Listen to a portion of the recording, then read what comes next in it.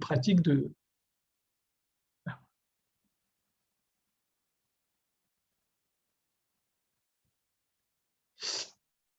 alors ça c'est Dan qui va gérer. Dan il gère les... c'est Dan il va gérer. D'accord. Donc on va prendre un point, on va dire un peu plus pratique. On va repartir. Je vais reprendre donc les dernières phrases qu'on a vues dans le Derech Hashem. On va prendre un cas donc un petit peu plus pratique qu'on va étudier à travers le livre du Rav Shlomo Wolbe, donc le Halishour. Et voilà, bon, donc on est entre nous. Voilà, et donc en fait, ce qui m'intéresse, j'ai dit dans l'intitulé de ce cours, qu'on pourrait analyser ce qui s'est passé là, les déboires de l'équipe de France. Donc apparemment, ils ont été exclus, ils ont été éliminés de la Coupe d'Europe, et on commence à révéler qu'il y avait eu des clashs, il y avait des tensions au sein du groupe. Ce même groupe-là qu'on essaie de montrer comme étant un groupe harmonieux, homogène, en symbiose, tout le monde s'entend, il y a une bonne ambiance, une colonie de vacances.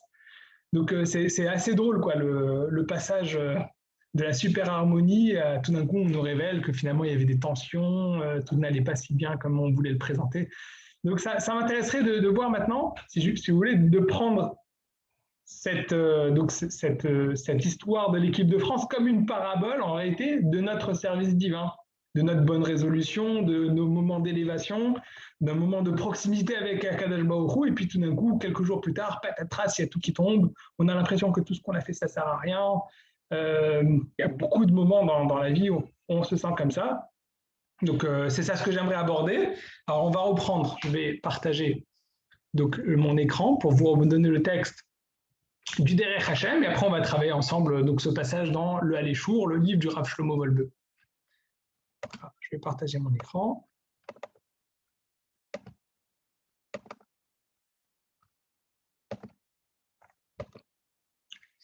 Voilà.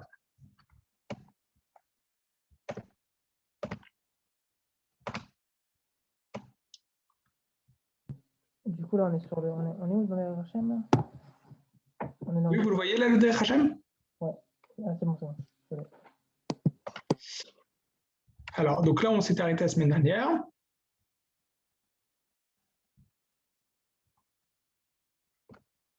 Venimtsa. Donc, il se trouve, donc on arrive à une réalité, et Eharat Panav Idbarar Shemo, Vekirvato, Tiye Ashoresh la Siba, Lechol Shlemut Chetiye, Veester Panav, Ashoresh la Siba, Lechol Chisaron, Asher Keshiura Esther, Kach Yeshua Chisaron Animshach Mimenu. Donc, on arrive à une conclusion la semaine dernière de notre étude que lorsqu'une personne cherche à s'améliorer en cherchant la proximité avec Akadosh Baruch Hu, c'est-à-dire comment il cherche la proximité, c'est en cherchant la perfection, donc en essayant d'atteindre la perfection. Donc on avait dit, il a le choix entre la perfection et le manque, donc on avait mis en symétrie donc la perfection avec la spiritualité, le manque, l'imperfection avec donc toute la matérialité. Donc il essaye de surpasser cette matérialité pour atteindre la perfection. En réalité, chaque perfection, c'est un miroir de la capacité, le cadeau en fait que Hachem nous a donné en nous donnant cette possibilité de perfection. Parce que la perfection, c'est une dérivée de sa perfection absolue. C'est-à-dire, c'est quelque chose qui découle de sa perfection absolue, qui est en réalité en lien direct avec lui-même. Donc, lorsqu'on cherche à atteindre cette perfection, lorsqu'on cherche à s'élever au-dessus de la matérialité, s'élever au-dessus de de tous nos manques et nos imperfections, c'est-à-dire qu'en fait, Dieu a dévoilé sa face. Dieu a ce qu'on appelle la Eharat Panim, c'est qu'il a donné, donc il a influencé de sa sainteté, de sa perfection, en essayant de nous donner du bienfait. Voilà. Ça a l'air dans le Ramchal que les choses sont si simples. Ça a l'air dans le texte du Rabbi Moshe Chaim Luzzatto que les choses sont simples. On s'élève, on s'élève, on s'élève, on s'élève. Plus on s'élève, plus on atteint la perfection. Plus on atteint la perfection, plus en réalité, on se lie, on a un lien avec Akadosh Baruch Hu, avec le béni soit-il. Donc, chaque étape, on s'élève. Sauf que les choses ne sont pas aussi simples que ça.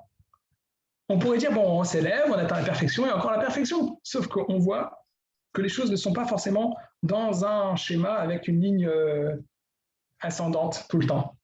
En réalité, si on voit notre vie, si on essaie de prendre un petit peu de recul sur notre vie, sur chaque fois qu'on essaie de faire un effort, chaque fois qu'on essaie de travailler pour s'élever, pour atteindre la perfection, on n'y arrive pas si facilement que ça. On essaye de monter étape par étape, et en réalité, on descend et on remonte, et on descend et on remonte. Alors c'est pour ça que j'aimerais travailler avec vous un texte, comme je vous l'ai dit dans l'introduction, du Rav Shlomo Wolbe. Alors, le Rav Shlomo Wolbe, c'était un grand maître encore il n'y a pas très très longtemps, que moi j'ai pu voir. J'ai des frères qui ont étudié, qui ont été ses élèves. Je connais beaucoup de maîtres qui ont été ses élèves. C'était un des grands maîtres il y a une quinzaine d'années, qui a écrit un livre qui s'appelle le Haléchour. Donc lui-même était élève du Rabbi Yerucham Leibovitz, qui était le mashgiach de la grande yeshiva de Mir. Et nous allons travailler, donc c'est le 5e chapitre de son premier tome du Haléchour. J'aimerais travailler ce passage avec vous.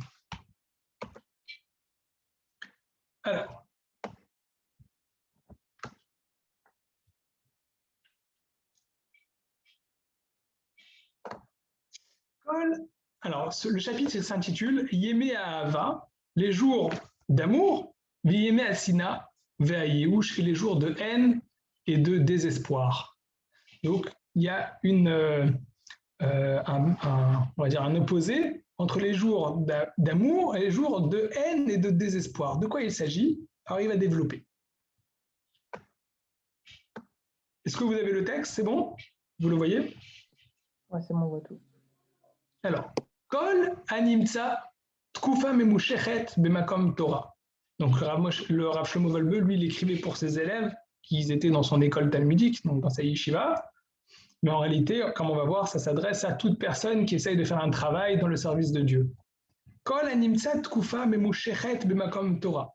Toute personne qui se trouve, enfin qui assiste, qui est à l'intérieur, qui vit à l'intérieur d'un endroit de Torah, donc c'est une école de Torah, un temps allongé, Makir etev zmané à Aleya, zmané à Yerida, à Mitralfim Tajir.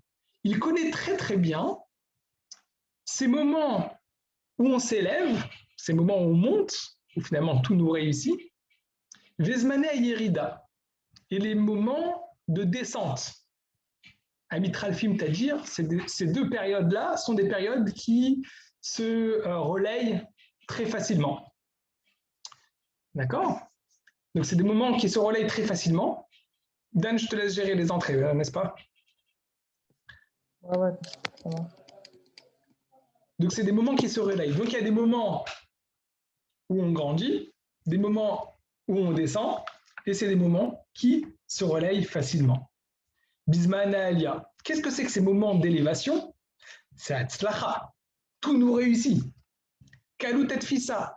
Ce qu'on nous enseigne, on comprend facilement.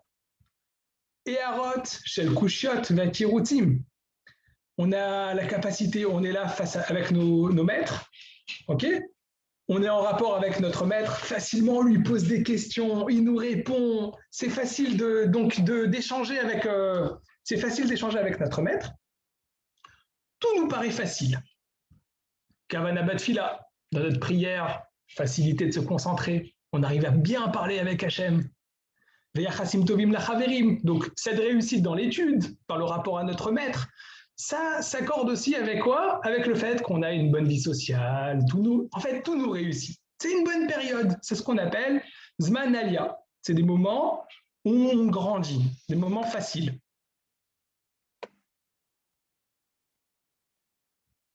Très bien, merci Yehoud pour ta remarque. Tu vas voir que les moments de stagnation, d'après le Rav Shlomo Wolbe, pas que d'après le Rav Shlomo Wolbe, mais d'après le Ramchal aussi qu'on a vu, c'est des moments qui n'existent absolument pas.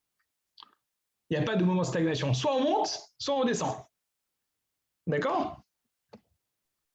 Au Bisman et Yerida, donc dans les moments de descente, donc on a dit il y a le moment d'élévation, les moments de descente, Kshaim Bet Fissa, tout d'un coup, alors on a du mal à comprendre.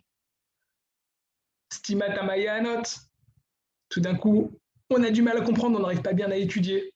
Kvedut Batfila, notre prière a l'air vaine, a l'air pas très intéressante. Richouk Mechaverim, on se sent seul. Donc on a en opposé, d'un côté, on a les moments de réussite avec tout ce que ça comporte, et de l'autre côté, les moments où tout ne marche pas. On n'arrive pas à se concentrer, on n'arrive pas à apprendre, on se sent seul. C'est ce qu'on appelle les moments de dépression. D'accord ?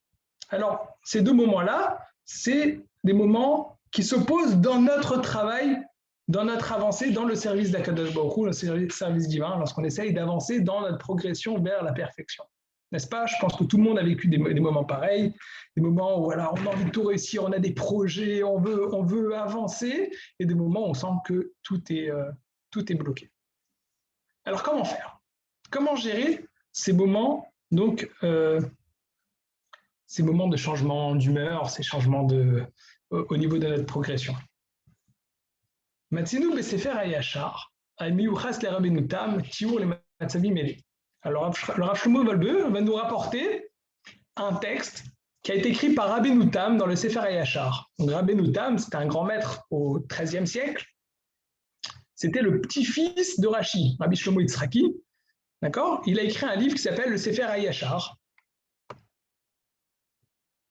Et il écrit comme ça, justement pour parler de notre temps. Donc, on rappelle, même la question initiale, c'était à propos du Ramchal. Le Ramchal, il nous parle donc de cette ascendance, de ce côté ascendant dans le service de Dieu, dans la quête de la perfection. Mais en réalité, ce n'est pas forcément tout le temps ascendant, d'accord ? Donc, c'est des moments de baisse, on monte, on redescend, mais toujours dans une courbe qui va monter vers la perfection, en tout cas on l'espère, puisque c'est ça ce qu'on essaie de faire. Et on va nous aider à nous donner des outils pour arriver que ce soit plus ou moins quand même vers la recherche de la perfection en montant de côté ascendant, bien qu'il va y avoir des moments de flottement, des moments où ça redescend et on remonte. Mais comment faire pour y arriver ? Kol matri lasot shum maaseh. Toute personne qui voudra commencer à faire une certaine action. Donc c'est un début. Il n'a jamais fait ça jusqu'à maintenant. Il va commencer une tâche, d'accord, qui va être dans le temps, qui va perdurer dans le temps. Et comment faire pour réussir cette tâche ? Imielo b'maasehahu shum hana. Si dans cette action-là, il aura un plaisir, tikanes bo atahava, alors à ce moment-là, il aura le désir de l'accomplir. Parce qu'il a du plaisir à le faire. Donc c'est pour ça qu'il a du désir de l'accomplir. Kiken, kol maase sheshbo shumanaha, tikanesbo belibo ahava rishona. Donc, je veux m'atteler à une certaine tâche. Cette tâche-là, j'ai du plaisir à le faire. Donc, plaisir, on peut le traduire aussi par motivation. J'ai de la motivation, c'est-à-dire, j'ai l'impression, voilà, ça va me faire grandir, ça va me faire... Donc, j'ai envie de m'atteler. Et donc, on y va. J'aurai du plaisir à le faire, donc je désire le faire, tout va bien. Va harken, mais une fois que ce plaisir va disparaître, tassour vestikanes belibo asina. Alors, il est un petit peu extrême, il va dire que c'est de la haine. Ça va rentrer dans notre cœur de la haine. Donc, on commence à faire une tâche, on a toute la motivation, on a l'élan qu'il faut, on désire le faire parce qu'on a du plaisir à le faire, on a l'impression qu'on se concrétise en le faisant. Mais ça, tout ça, c'est l'élan pour commencer. Mais très rapidement, cet élan va disparaître parce que finalement, ce plaisir va se dissoudre et on va avoir de la haine. En tout cas, la haine, ça veut dire qu'on n'aura plus cette motivation. On sera démotivé. Velekat yamim, tassour, et donc, au bout de quelques jours, à cause de cette haine, à cause de cette démotivation, on voudra arrêter de faire cette tâche. Vechen itralfu tamid. Et c'est comme ça, perpétuellement. C'est-à-dire, il n'y a rien qui va changer cette règle. Yasura echad yavo hasheni. Donc, Yehoud demandait le côté stagnant. Est-ce qu'il y a un côté stagnant ? Le Rabbeinu Tam, donc le grand maître Rabbeinu Tam, petit-fils de Rashi, nous dit ça n'existe pas la stagnation. On commence par du désir, c'est-à-dire la motivation. Automatiquement après, lorsque cette motivation commence à s'estomper, directement, ça arrive de la démotivation. Il n'y a pas le moment où ça stagne. On est motivé. Lorsque la motivation se dissout, automatiquement, il y a la démotivation. Alors, comment faire? Comment faire pour arriver à tenir? Imtiye anat aoved bavodato gdola.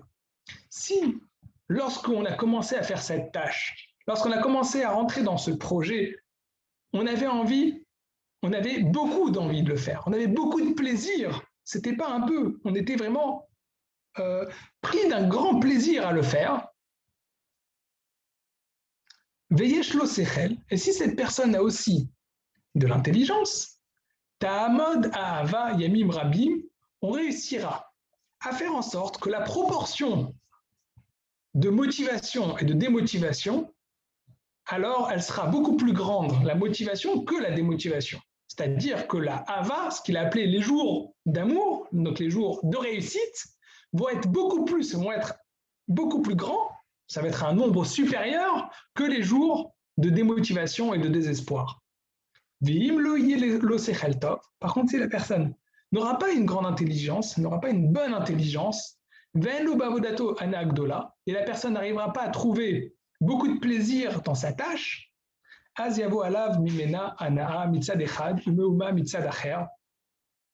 alors à ce moment-là, il y aura d'abord ce plaisir, mais d'un autre côté, après, il y aura le vide qui va s'installer.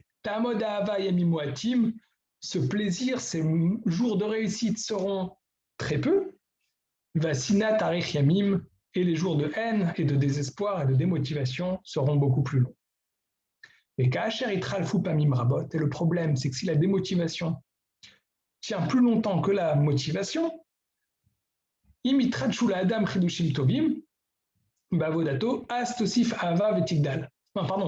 y a la démotivation donc, qui vient souvent, il risque d'arrêter donc, cette activité, il ne voudra plus continuer, et donc ça sera un échec. Par contre, s'il arrive à trouver, pour retrouver la motivation, il va trouver de la nouveauté dans cette tâche, alors à ce moment-là, il pourra retrouver cet élan à l'intérieur de la tâche.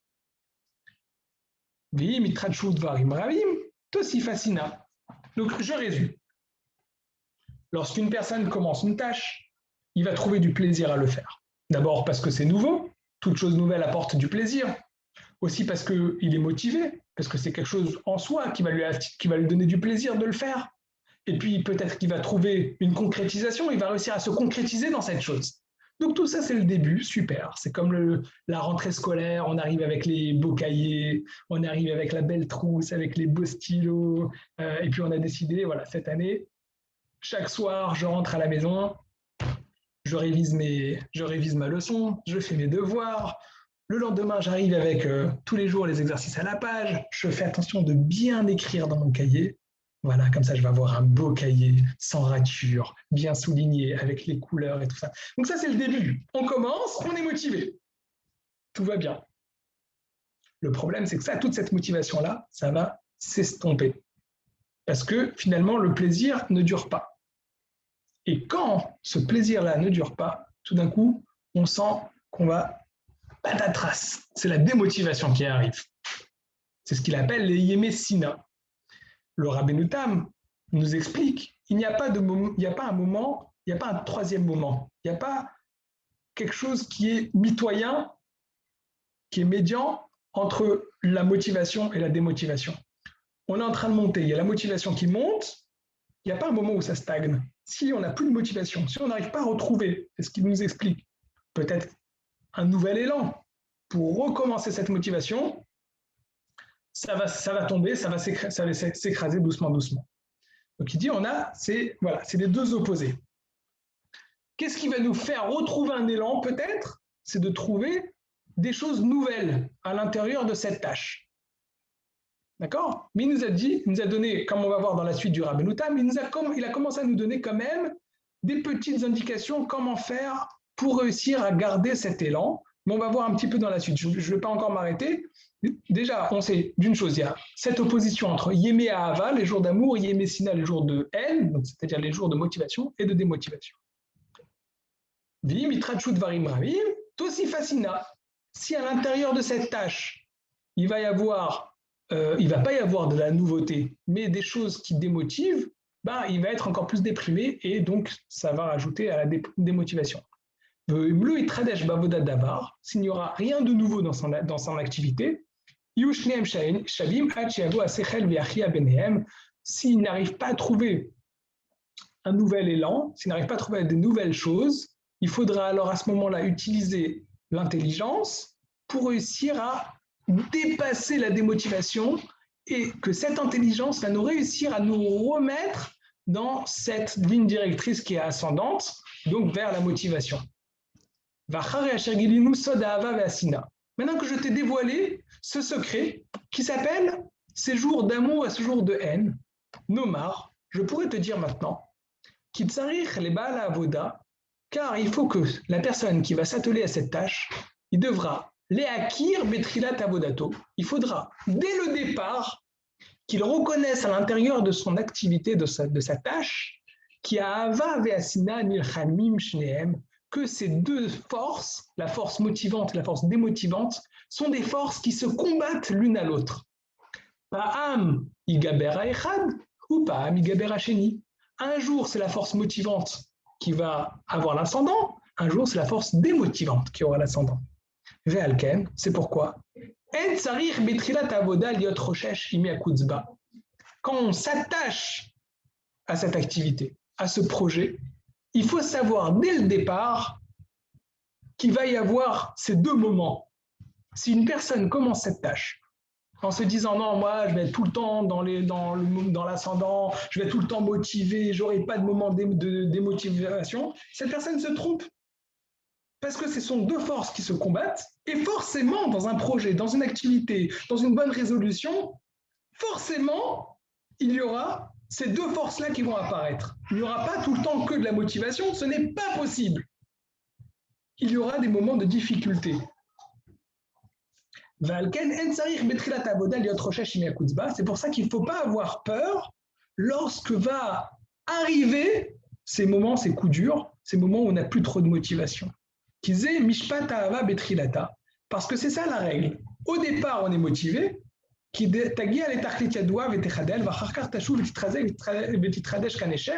Après arrivent les moments de démotivation et là, il faut réussir à avoir une stratégie, comment dépasser ces moments de démotivation pour réussir à continuer et à rester motivé en retrouvant un nouvel élan et en trouvant des nouveautés à l'intérieur de notre activité. Et c'est pourquoi, si cette motivation va faiblir et la démotivation sera plus forte, il ne faudra pas désespérer de cette tâche. Rakieda, il devra juste savoir qu'il est Ketsimim, qui tralève. On a dit c'est pour le bien et pour le pire, c'est-à-dire que il y a le corollaire, on va dire. De la même manière qu'après la motivation, il y a la démotivation qui vient, mais après la démotivation, il y a la motivation qui va revenir. Donc si on est arrivé dans un moment où c'est le moment des coups durs, ce qu'il a appelé Yemessina, les jours de haine, il faut savoir que même ce temps-là va passer et reviendra la motivation. Ve'alken, c'est pourquoi. Tsarich hamaskil, la personne qui est intelligente, qui veut avoir une stratégie, biroto ki tikanes asina belibo, ve'yakutz be'avoda, lorsqu'il voit que ces moments de difficulté arrivent et qu'il commence à être dégoûté de cette tâche, les balianiar kolamaase, il ne faut pas qu'il s'arrête. Il ne faut pas qu'il s'arrête dans son activité, même qu'il n'est plus motivé. Valiomar aniar hakolata, il ne faut pas qu'il dise je m'arrête maintenant, j'attends que la motivation revienne. Et c'est seulement quand je serai à nouveau motivé qu'il faudra que je me remette à la tâche. Parce que s'il s'arrête complètement, il y a bed miado, cette chose-là va s'arrêter et il va perdre sa tâche. Et s'il arrive à tenir encore, malgré le fait qu'il ne soit pas forcément motivé, il garde, peut-être qu'il va diminuer l'intensité de son activité, mais il garde une emprise sur cette activité, le yabed, cette chose-là ne se perdra pas. Je vais résumer un petit peu, on a lu tout le passage d'un coup, je vais plus ou moins résumer ce qu'il dit. Et là, je vais prendre l'exemple de l'équipe de France. L'équipe de France, ils se sont mis en avant en disant Nous sommes une équipe géniale. Nous sommes maintenant en harmonie. Nous ne sommes pas comme 2010 avec ce qui s'était passé à Naïsna. Nous sommes une équipe maintenant où il y a une bonne ambiance, tout le monde s'entend bien, on est motivé en fait. On a compris les stratégies, le système pour réussir à rester motivé. Tout va bien. Sauf que maintenant, on arrive à une situation où cette courbe ascendante, cette motivation, donc, ne peut pas rester tout le temps motivation. Mais elle ne peut pas non plus stagner. Donc, tout d'un coup, cette bonne ambiance, cette bonne humeur fait face à un coup dur. Ce coup dur, c'est les moments où finalement on se rend compte que ce rêve, ça n'était qu'un rêve, ça n'était pas une réalité. Donc finalement, on a l'impression qu'il y a tout qui est en train de tomber, tout qui est en train de s'écraser. Il y a des clashs, il y a des rivalités, il y a une mauvaise ambiance. Mais en réalité, là, ce que la presse essaie de dire, que les médias essaient de montrer, essaient de dévoiler, c'est que quoi que finalement, en fait, tout ça, c'était du bluff. Et en réalité, il n'y a pas de bonne ambiance. Et en réalité, c'est une catastrophe. Il faut tout changer. Et tout va mal. Et tout. Mais ça, c'est toute activité dans la vie. En réalité, c'est le coup dur qui est en train d'arriver. C'est l'autre facette. Il y a le moment où on est motivé, où tout nous réussit, où tout va bien.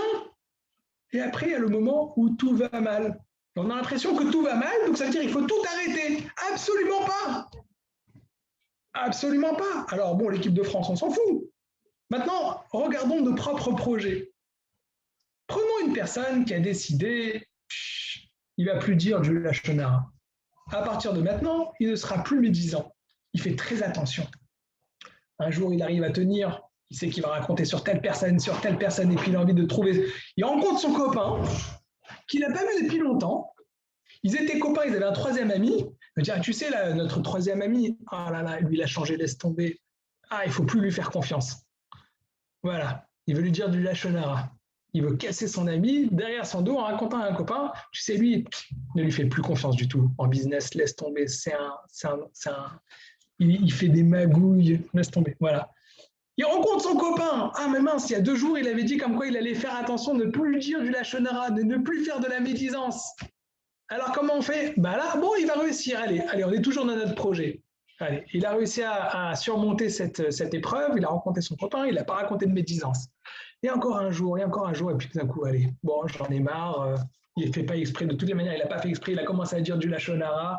Et petit à petit, voilà, on a l'impression que ça ne marche plus. Et on se dit, bon, bah, en fait, j'y arrive pas. Je ne suis pas motivé. J'ai plus la capacité. Et on a l'impression que ce projet-là est en train de se terminer. Bon, quand je réussirai, quand je retrouverai des forces, je me remettrai à ce projet. Ça, cette personne a tout perdu. Pourquoi il a tout perdu? Parce que c'est la force tout le temps. C'est pas que quand on est motivé qu'on va réussir à faire des activités.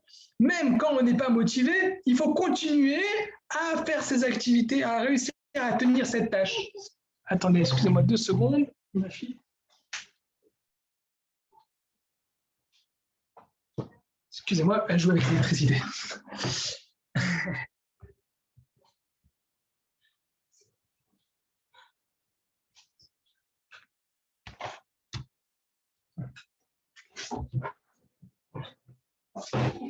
Alors, je lis juste les remarques de...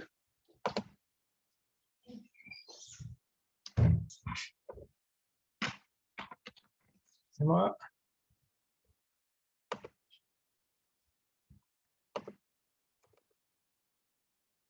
Juste les remarques de Youd que je n'ai pas lues. Alors, dans la version de la tâche, celle-ci peut être hésitée par devoir, ainsi elle ne laisse pas de place à la passion. Alors, Youd, ok, première remarque. Je lis la deuxième remarque. Concernant la décision, faut-il laisser passer l'événement afin d'entrevoir des jours de croissance, prendre le dessus sur cet événement par régulation d'humeur? Passer la vague, mais rester sur ses acquis. Alors, on va voir. Le Ravolbeu va nous dire, à l'intérieur du texte du Rabbeinu Tam, le Ravolbeu va nous sortir justement tous les éléments, comment réussir à aborder donc, ces questions. Donc non, attendre que la bonne humeur, attendre que la réussite revienne, le Rabbeinu Tam nous a dit non, il ne faut pas faire ça.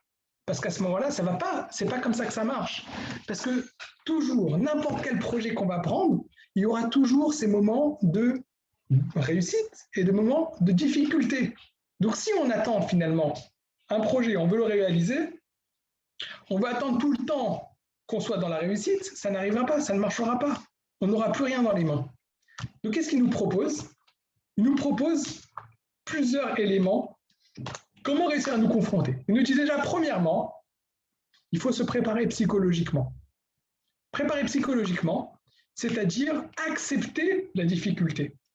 Accepter, savoir, on va dire prévoir que forcément, dans notre projet, dans notre tâche qu'on veut entreprendre, il y aura des moments de désillusion, il y aura des moments de difficulté. Donc déjà, quand on prévoit cela, on n'est pas surpris quand ça arrive. On n'est pas surpris. Donc, on s'attache, on est motivé, on veut réussir. Et quand arrive le coup dur, on n'est pas en train de se dire « Ah ben, là, je suis complètement démotivé et tout tombe. Le projet ne se fracasse pas. Parce que je savais que ça allait arriver. Mais par contre, il faut préparer une stratégie. Il faut préparer une stratégie pour réussir à se relever, pour ne pas tomber. Donc, c'est-à-dire, premièrement, premier point, première indication, préparer à l'avance, savoir que dans tout projet, dans toute nouvelle résolution, il y aura ce moment de désillusion. D'accord? Prenons l'exemple de l'équipe de France. Ils auraient dû se préparer à ce moment-là, ne pas croire que c'est quelque chose de perpétuel, quelque chose qui ne va pas changer, mais quelque chose qui va rester dans une inertie, c'est-à-dire, nous sommes une équipe où tout marche, toujours tout marchera. C'est pas possible. Ils auraient dû prévoir que se passera-t-il lorsqu'on aura des moments des coups durs. C'est-à-dire savoir qu'il y aura des coups durs qui vont en venir. C'est-à-dire qu'il va y avoir des clashs. Prévoir une situation. Comment se relever des clashs? Plutôt que nous montrer là maintenant, il y a des clashs. Alors soit ils vont faire un déni, non, il n'y a pas de clash, c'est ce qu'ils ont fait donc, pendant toute la période de l'euro. Soit qu'est-ce qu'ils vont faire? Ils vont nous dire, ah ben ça y est, il y a des clashs, mais finalement en fait c'est pas la merveilleuse équipe de France. Non, c'est pas comme ça. Non, de la même manière, dans notre Avodat Hashem, lorsqu'à un moment il y a un coup dur, il y a des épreuves qui arrivent, on n'est plus autant motivé, il ne faut pas se laisser surprendre. Ça ne veut pas dire que tout notre projet est remis en question. Pas du tout. C'était quelque chose qui faisait partie de la stratégie. C'est quelque chose qu'on avait pris en compte. Ça, c'est premièrement, prévoir. Savoir que dans toutes les situations, ça sera comme ça. Et ne pas être surpris. Deuxièmement, il nous propose, donc le Rabbeinu Tam, à l'intérieur de ce coup dur, il faut réussir à donner un nouveau souffle. Comment? Nous donner de la nouveauté. C'est-à-dire qu'il faut prévoir, donc là c'est la personne qui est intelligente, qui a prévu, il savait qu'il va avoir des coups durs, réussir à se donner, peut-être c'est une carotte. Comme là, on lui donne une carotte pour avancer. Donc on se donne à soi-même une carotte, c'est-à-dire qu'on prévoit quelque chose de nouveau, un nouveau challenge à l'intérieur de ce grand challenge, un petit challenge qui réapparaîtra à ce moment-là où on commence à voir les coups durs. Lorsqu'on voit les coups durs, on essaye de se relever en nous donnant de la nouveauté. Ça, c'est le deuxième point, deuxième indication, pour réussir à se relever des moments des coups durs. Donc comment? En trouvant un nouveau souffle. Ça, c'est la deuxième indication. Troisième indication, savoir se mettre donc dans l'esprit que lorsqu'on arrive à ces coups durs ne sont pas une finalité. Ce n'est pas le destin qu'on arrive à ce coup dur et plus rien n'avance. Non, c'est des coups durs que si on attend quelques jours, ces coups durs disparaîtront et on retrouvera tout seul ce moment de Yéméava, c'est-à-dire les Yémessina, ces moments de haine, ces moments de désespoir, sont des moments qu'il faut savoir, il faut être patient et savoir que ce sont des moments qui ne vont pas durer et qu'on retrouvera forcément les moments de sourire, les moments d'ascension, les moments d'élévation juste après. Donc c'est aussi savoir que c'est une force, qu'il y a toujours ce combat. Des moments de réussite, des moments de coups durs, des moments de réussite, des moments de coups durs. Donc quand on sait que finalement le moment de réussite va venir, on est moins paniqué et moins désespéré face à des moments de coups durs. Parce que finalement, ça va venir tout seul. On peut essayer de provoquer pour que ce soit plus facile. Donc c'est ça ce que nous avait parlé Rabbeinu Tam, pour que les moments de réussite soient plus longs que les moments de désespoir. Ça, c'est possible. Comment? En essayant de trouver de la nouveauté. Ça, c'est possible. Et là, je vais prendre quatrième indication, qui est l'indication que Dan et Yehoud vous avez dit plus ou moins ensemble, c'est-à-dire ce que Yehoud, tu parlais, de réussir à prendre ça comme un devoir pour enlever la passion.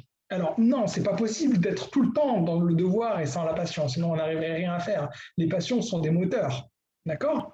Dans le deuxième tome du Aléchour, le Rav Shlomo Wolbe, qui parle justement de la force du Yetzer Hara. Le mauvais penchant, donc le mauvais penchant, c'est celui qui nous cherche à faire toute la matérialité, qui essaie de qui nous pousse aussi à nous autodétruire. Mais il faut savoir qu'à l'intérieur de cette destruction, à l'intérieur de ces mauvaises choses, il a aussi une force qui est positive, le Yetzer Hara.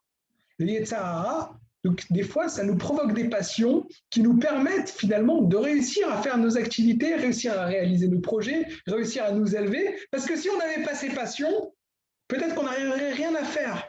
Comme la Gemara rapporte, que les sages, voyant qu'il y avait beaucoup de personnes qui faisaient des fautes, dans tout ce qui était le sujet des relations entre garçons et filles qui étaient interdites, les sages ont dit, nous allons faire un décret, nous allons interdire aux mauvais penchants d'avoir une emprise. Voilà. Dan, il a compris de quoi je voulais parler. Donc, ils ont décidé d'interdire au Yetzer Hara, au mauvais penchant, d'avoir une emprise sur le monde. Et donc, il n'y aurait plus que le bon penchant. Ils se sont rendus compte que même les œufs ne voulaient plus reproduire, les œufs, même les poules et les coqs ne voulaient plus se reproduire et ils n'amenaient plus d'œufs. Donc, c'est-à-dire qu'il y a quand même une force à l'intérieur. Réussir à créer des choses, réussir à faire des choses, il y a quand même un côté positif à ce mauvais penchant. Ah, mais ça me choque parce qu'il n'y a plus d'œufs, mais s'il y a plus de enfin, je veux dire, les poules, elles n'ont pas besoin de désir pour avoir des œufs, non? Là, on parle bien des œufs qu'on mange tous les jours, ils ne sont pas fécondés. Si, il parlait des œufs féconds.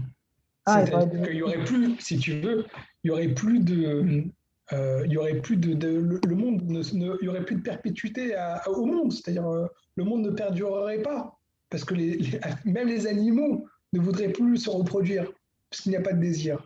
C'est-à-dire qu'il y a un côté positif qui pousse donc les hommes, mais les animaux, mais toutes choses, à créer des choses. Donc ça veut dire à se dépasser. On arrive, la passion, elle permet de se dépasser, elle permet d'avoir des envies, de réaliser des choses, de se concrétiser. Donc finalement, il y a quelque chose de positif dedans. Voilà, alors donc, je reprends le fil de ce que j'essaie de dire. Alors, c'est bien. Pardon? C'est bien. Oui, il y a quelque chose de positif dans le Yetzer Hara, bien sûr. Mais juste, j'étais dans la quatrième indication. Oui, parce que Yehoud disait qu'on peut faire les choses donc sans passion, sans désir, sans passion, faire les choses par devoir. Ce n'est pas possible. De faire les choses forcément que par devoir, on ne peut pas. On a besoin de rentrer un petit peu de passion. Bon, c'est ce que je disais avec le Yetzer Hara. Voilà. Donc, finalement, par contre, au bout d'un moment, on a besoin, c'est-à-dire on allume la flamme peut-être avec cette passion, on commence notre travail avec passion, mais on a besoin de notre intellect pour réussir à faire perdurer cette action malgré la disparition de cette passion. Oui, c'est ça, complètement. C'est utiliser les forces qu'on a. On utilise donc cette force, on va dire, animale, cette force matérielle, cette force pulsionnelle qu'on a en nous pour réussir à être dynamique, réussir à avoir des envies, des désirs, mais des désirs qui peuvent être positifs, qui peuvent nous amener à une concrétisation spirituelle, exactement. C'est tirer cette force. Le problème, c'est que comme on a vu, c'est que ce désir, ce plaisir qu'on peut trouver à l'intérieur d'une activité, il va s'estomper. Donc il faut réussir à trouver un système pour dépasser donc le manque d'envie, dépasser la démotivation. Donc il va falloir effectivement réussir à peut-être, c'est ce qu'il appelait le Rabbeinu Tam, il appelait ça le sérel, donc le côté intellectuel qui va venir qui va venir rentrer en activité. C'est-à-dire que là, au début, c'était le côté pulsionnel, donc l'envie, le désir, qu'on trouve du plaisir à notre activité. Donc c'est bon, tout va bien, tout est bien, on est content, tout nous réussit. Le problème, c'est que ce désir-là, ce plaisir qu'on trouve dans cette activité s'estompe. Donc pour réussir à continuer, il faut aussi à ce moment-là faire intervenir le devoir pour continuer. Le problème, c'est que ce devoir ne va pas forcément nous faire concrétiser cette action avec une force aussi grande que si on était motivé. Donc c'est vrai que l'activité va peut-être diminuer en intensité, mais interdiction de s'arrêter. Si on s'arrête, à ce moment-là, le projet tombe.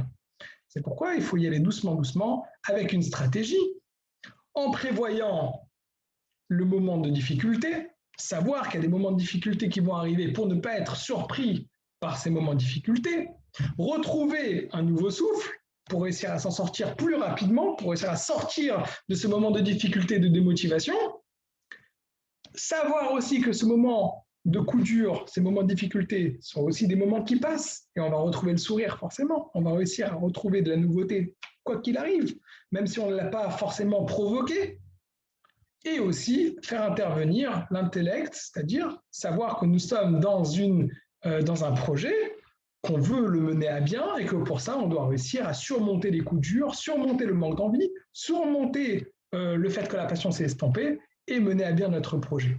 Voilà les indications de Rabbeinu Tam qui sont développées après dans la suite du Haléchour. Si vous voulez, je peux vous passer tout le texte du Haléchour dans le chat.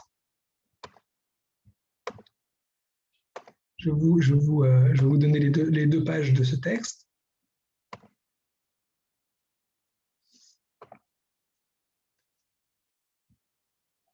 Alors, le premier, le deuxième. Si vous arrivez à lire en hébreu, c'est le 5e chapitre du livre de Haléchour, du premier tome du Haléchour. Donc voilà. Donc pour revenir maintenant au Derech Hashem, donc nous avons parlé donc des moments de Ehara, des moments de dévoilement.